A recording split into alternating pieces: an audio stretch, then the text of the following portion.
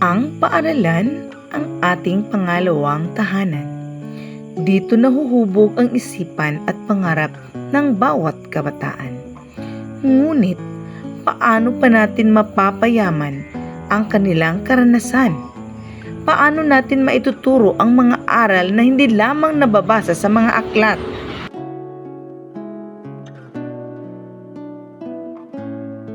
Ito ang simula ng aming pangarap. Sa pamamagitan ng gulayan sa paaralan program ng Department of Education, ang isang simpleng espasyo ay aming binigyang buhay. Bawat butil na itinatanim ay simbolo ng aming pagkakaisa at pag-asa.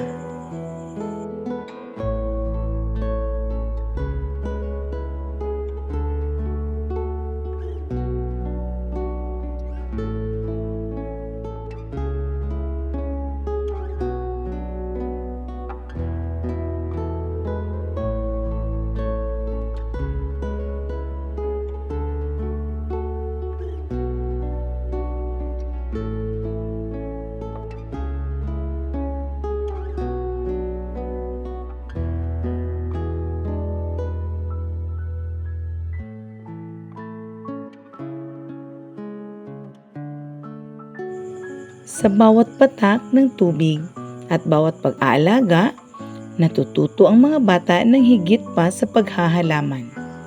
Natututo sila ng responsibilidad, tiyaga at kahalagahan ng pangangalaga sa kalikasan.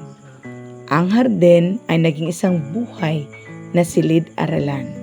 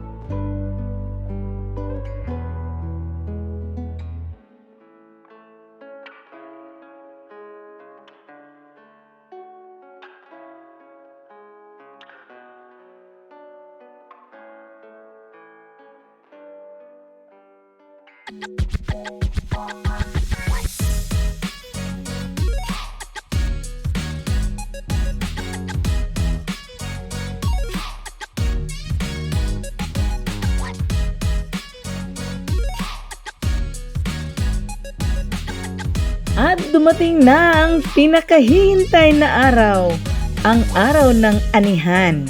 Ang bunga ng aming pinaghirapan ay hindi lamang mga sariwang gulay, kundi kalusugan para sa aming mga mag-aaral.